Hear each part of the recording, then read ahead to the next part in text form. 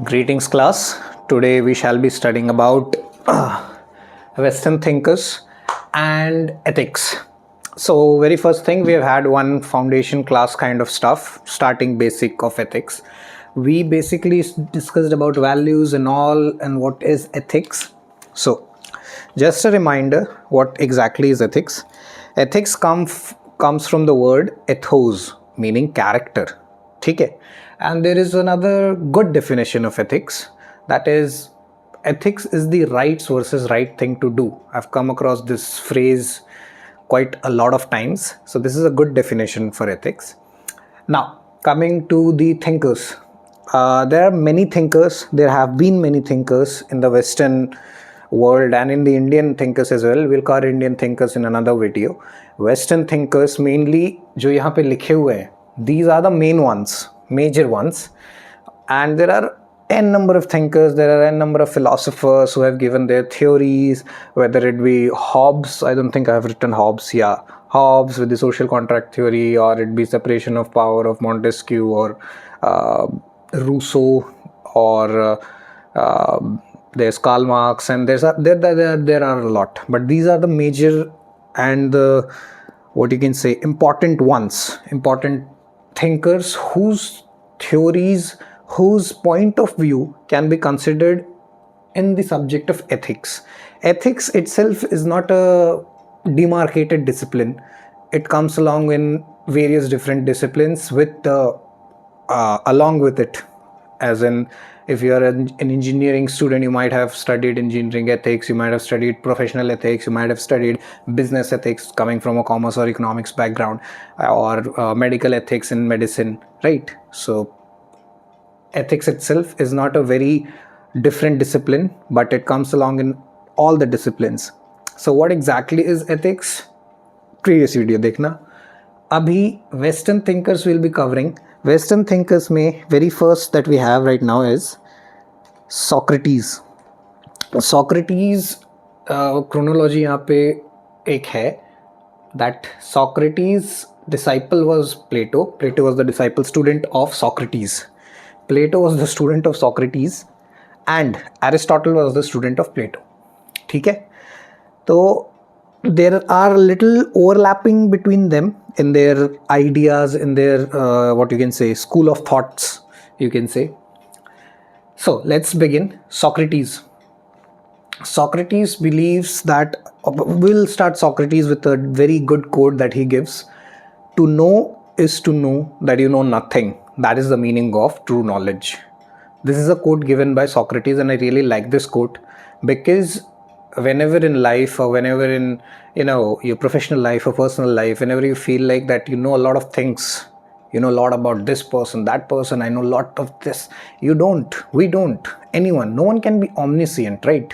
We cannot be omniscient. So the realization that we cannot have the knowledge of everything is actually knowledge.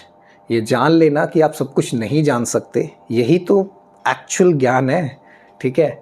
So anyways, what Socrates says in terms of ethics is, ethics basically यहाँ पे character और moral values और ये सब की बात है. तो what are their take on this thing? What's their work which can be given or attributed to the discipline of ethics? We will be discussing that. सबसे पहले Socrates talks about self-development, virtues, and basically ideal life. Ideal life क्या है according to Socrates? Ideal life मतलब ethical life, ideal man, Socratic ideal man, Socratic ideal life. What it is exactly? It is something which has self-development, which is with virtues. Virtues is basically values. Ideal life and materialism, he says, ideal life is with virtues, self-development, self-restraint, and no materialism.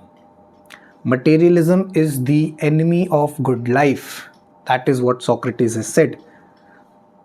Materialism is the enemy of good life. Why materialism is the enemy of good life? Well, most of the thinkers, most of the philosophers are of the opinion that materialism is a negative trait. But there are certain philosophies, for instance, Charvak philosophy. It is an Indian philosophy. It says that materialism is the ultimate good. Material is the pleasure. वही pleasure है, wherein, which is contrary to most of the philosophers, but we'll talk about it sometime later. Now, second being Plato. Plato says that the ultimate goal of life, Plato says that the ultimate goal of life is to achieve a just and harmonious society. Right? How we will achieve a just and harmonious society?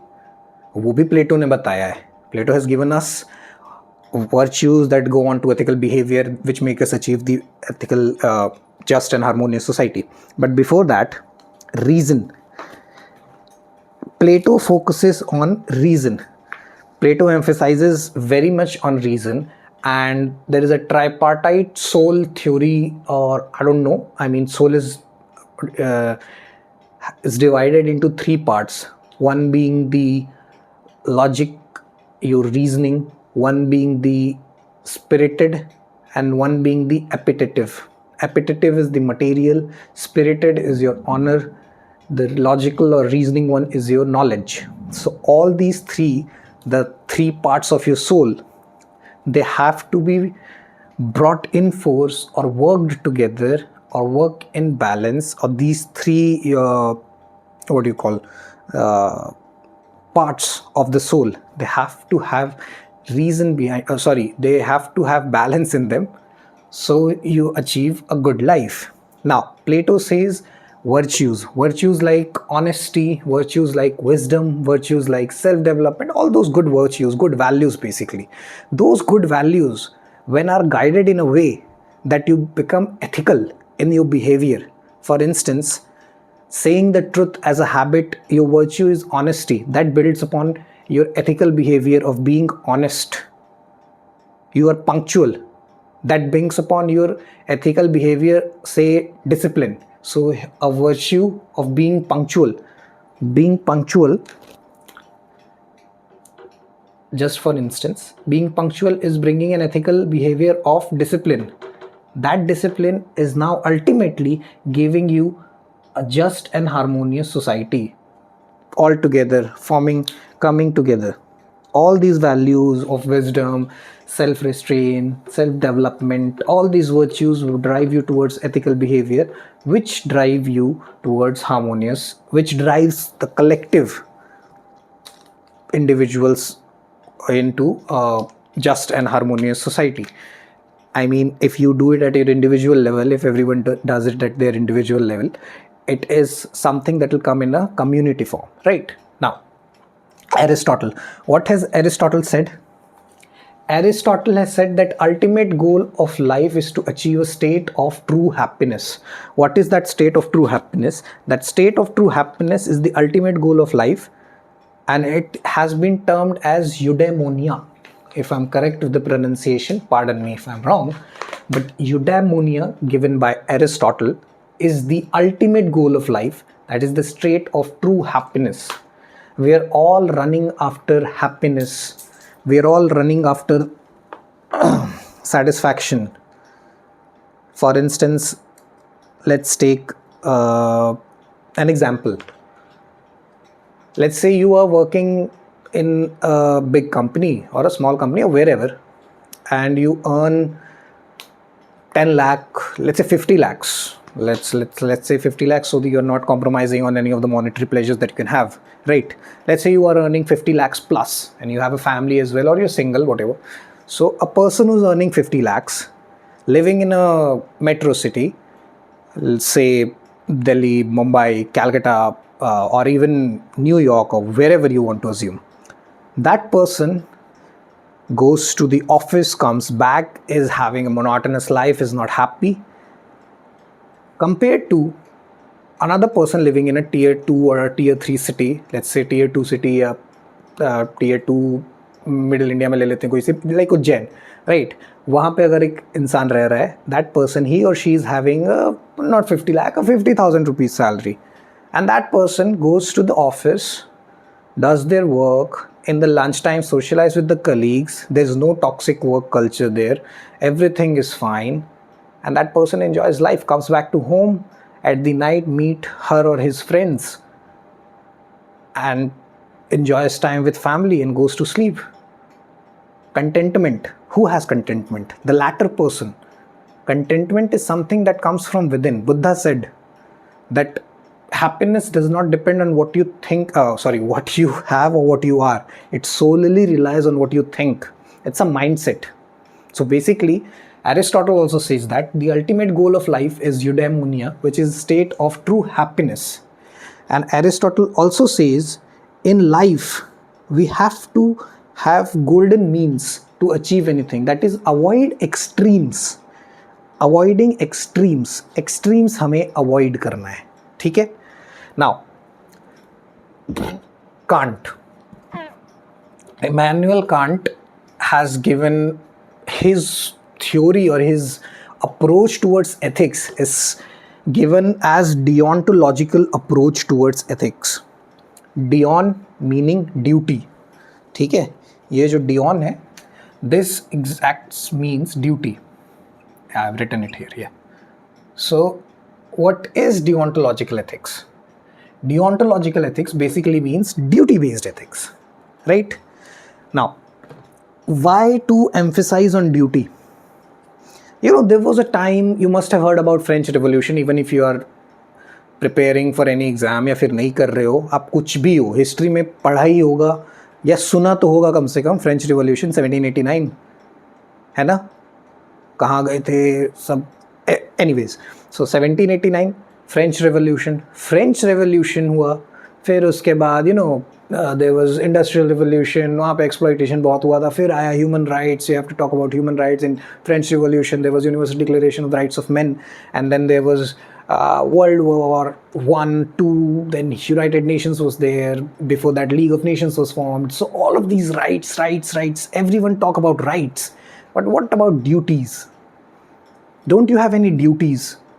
Is it only the rights that are sacrosanct? Yeah, definitely there are sacrosanct rights that cannot be snatched away from human being by the very fact of one being a human, or extending it to all biological life, not focusing a narrow mindset or a parochial view on a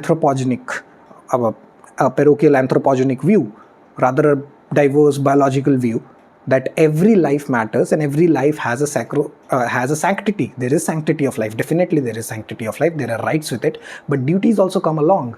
There are certain duties that you have to perform. Even Mahatma Gandhi has said that if everyone performs duty correctly, then there will be order. I don't remember the exact phrase, but rule of law shall be established, something like that. Mahatma Gandhi has also said this, right? So Kant says Kant's philosophy, complete philosophy, is deontological, that is duty oriented. In services, in jobs, in private jobs, in public jobs, if you are not following your duty, there is dereliction of duty, right? So duty is something that is very essential also. Constitution में भी है, Article 51A, fundamental duties, है ना? Along with fundamental rights. Now, इसका एक बहुत famous example है. Rather, there's what you call example only. Heinz dilemma.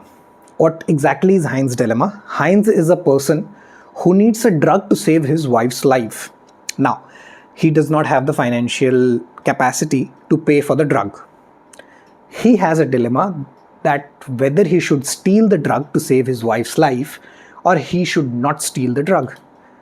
Now, if we go by deontology, it would mean that duty, the means are actually that are important rather than the ends, right? So here, stealing, if Heinz steal the drug, it is wrong from deontological perspective, but from consequentialist approach, if we see, then it is right, because the end is to save a person's life. Sanctity of life is at stake. तो उसको बचाने के लिए अगर कोई चोरी कर रहा है तो ठीक है ना भाई? एक जिंदगी से ज़्यादा बड़ा तो नहीं है ना एक ड्रग चोरी कर लेना, उससे फार्मासिस्ट का कितना ही लॉस हो जाएगा, है ना? Anyways, this is Heinz dilemma, just to explain you what deontology approach says or believes. Now, Kant has also given his ethical, we can say, thesis into three into categorical imperatives. What are those categorical imperatives? He has given 3 categorical imperatives. Categorical imperative 1 says is related to universal law.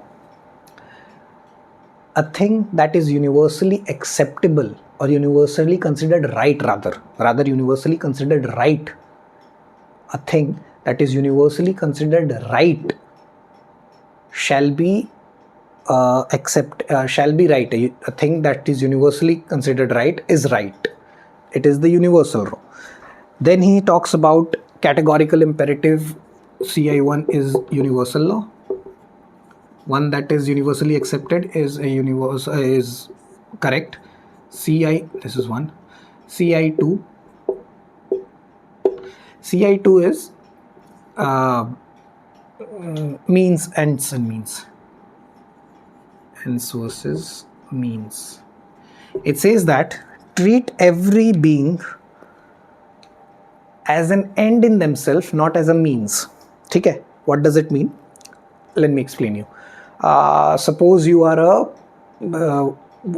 an unemployed person right now seeking employment. You make friends. You make a friend who is having connections in the relevant industry you are seeking a job, right?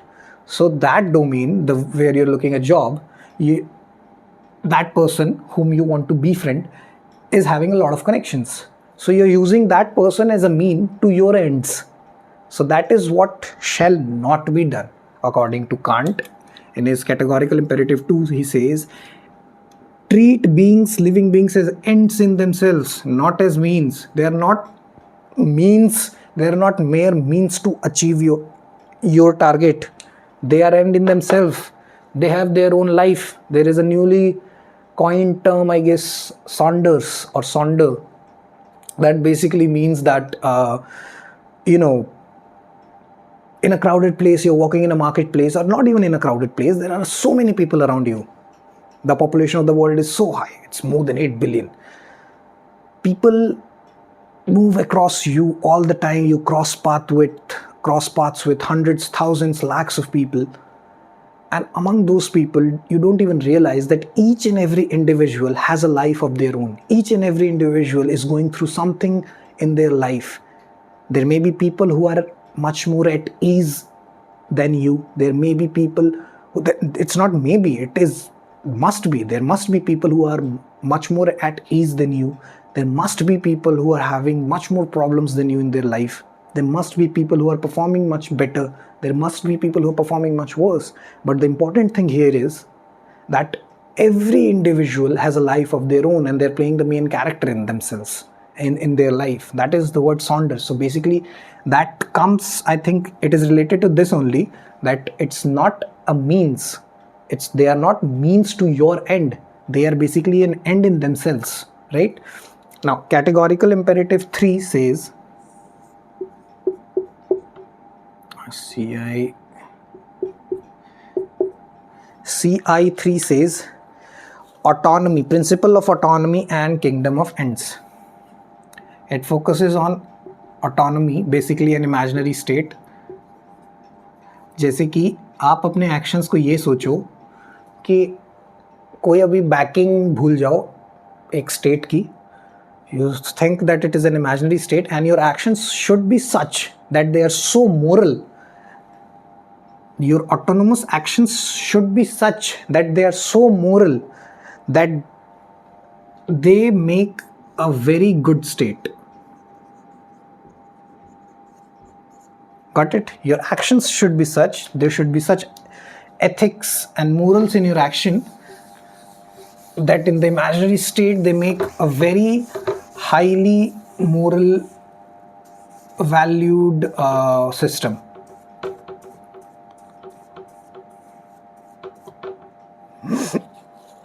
Now John Rawls, another thinker that we'll discuss here. Sorry about that. John Rawls has written a book, A Theory of Justice, where he has given theory of justice. So basically, पूरी book तो बहुत बड़ी है, but उसमें 2 चीज़ें हैं. There are 2 things that are very important that have been given in the book. One is the principle of equal liberty, and another one is the difference principle. right? Principle of this equal liberty, that means basically bringing equality, egalitarianism and all that, definitely know, right? Difference principle. What is difference principle? Difference principle is basically people who have less in terms of what you call it,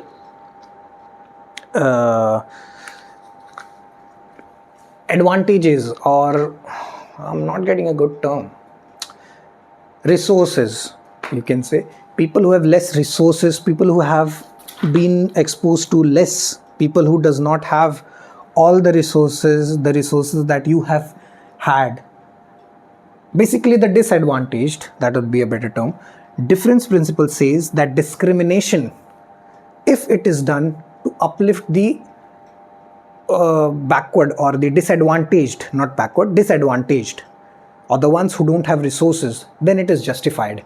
It is the reservation system that we currently have, it may be given a backing on this principle, difference principle. There's a very good diagram that you must have seen on social media. ये वाला, ये यहाँ एक screen है. Basically here a match is going on, and this is one person, he's able to watch. This is another person.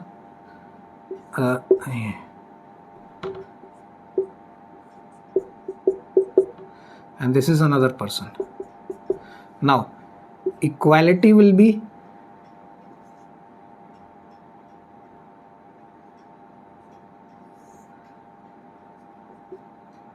one box. Here also I gave one box, so this person is also able to watch. और ये तो और ऊपर पहुंच गया. And here I gave one box, but this person is still not able to see. This would be equality.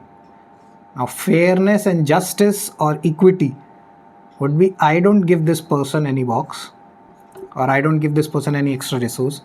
I give this person some extra resource, and then I give this person little more extra resource.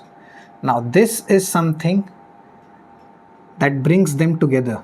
He needs little less. अब आप ही बताओ ना, दो बच्चे हैं, एक कमज़ोर है एक ताकतवर है, will you make them fight? Even in boxing and all, उसमें बराबर वेट कैटेगरीज के हिसाब से कॉम्पिटिशन्स होते हैं, right? So this is something like discriminating because of differences.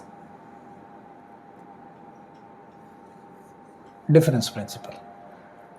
So John Rawls says this, and John Rawls also says in his theory of justice only, I guess, there should be a veil of ignorance. What is veil of ignorance? Veil of ignorance matlab, you get a veil, you hide behind the veil. You hide behind the veil. Why do you hide behind the veil? Because you disregard yourself and your attached silos of the society that you have put upon. For instance, your caste and everything. All that things, religion, caste, you set aside those, you put yourself behind a veil of ignorance before formulating or promulgating a law or statute or rules or anything like that in terms of state. So that is one thing John Rawls has given. Now, another thinker is Machiavelli. Machiavelli is a very popular thinker, and political science students must have heard about him. Pol science students must know him. I mean, he's taught बहुत ज़्यादा. A very important thinker in political science. Basically, he is someone who disregards ethics. In his book, The Prince, he has written in his book, The Prince. In The Prince, he has written that a leader, a king, he has written a king basically, or a leader, I don't remember exactly. So, king should be, or leader should be clever like a fox. He or she should be clever like a fox and courageous like a lion.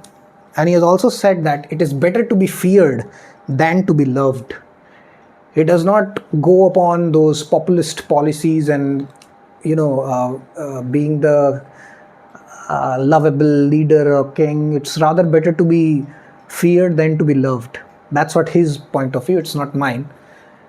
Machiavelli as I said, does not believe much on ethical means and everything. He says that the ends justify the means. Whatever means you use, whether it be war to conquer a place, to achieve power, if you have gone through war, it is justified because ends justified the means, according to Machiavelli. And he also says that wars are the very foundation of states. Wars are the, I have written it here, wars are the foundation of states. Wars are the foundation of states. And along with war, there are other things like diplomacy and all. They are also to be, they also need to be concurrent to war, happen concurrently with war. But then again, his focus is mostly on ends, not means. Ethical means, he disregards ethical means.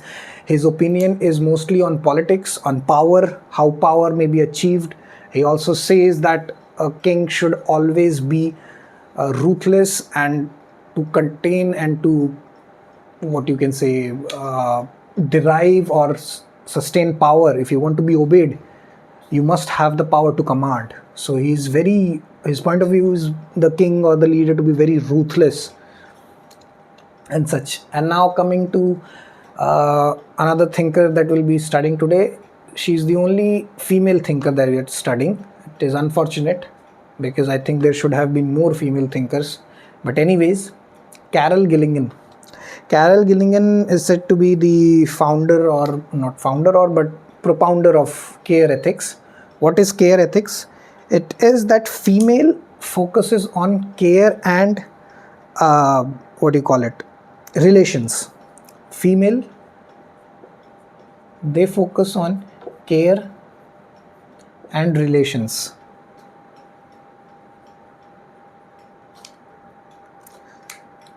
Carol Gilligan also says that inclusivity is something that is what we should appreciate in the diversity that we have. There are differences exist, and this inclusivity is not only limited to genders. और पता है gender की जब बात होती है ना, she has also talked about gender difference, different gender roles and traditional gender roles. And traditional ethical views are male-centric, not female-centric. But one important thing that you should also note here is that whenever we talk about gender bias, we always think and we always mention men and women. What about the third gender? अरे भाई वो तो और deprived है. You must also consider third gender while talking about gender equality. I think inclusivity में उन्होंने ये I don't think she has mentioned what you call two genders or something like that. Inclusivity में तो सब आ गए. Diverse और inclusive रहना diversity में, उसमें तो सभी आ गए, है ना? And one important thing she talks about is contextual reasoning. This is very important. Contextual reasoning. What is contextual reasoning? Reasoning on the basis of the context. चलो इसको एग्जाम्पल से समझते हैं. Very good example I'll give you. Most of you must be in favor of capital punishment, death penalty, है ना? कि death penalty होनी चाहिए. It will act as a deterrent.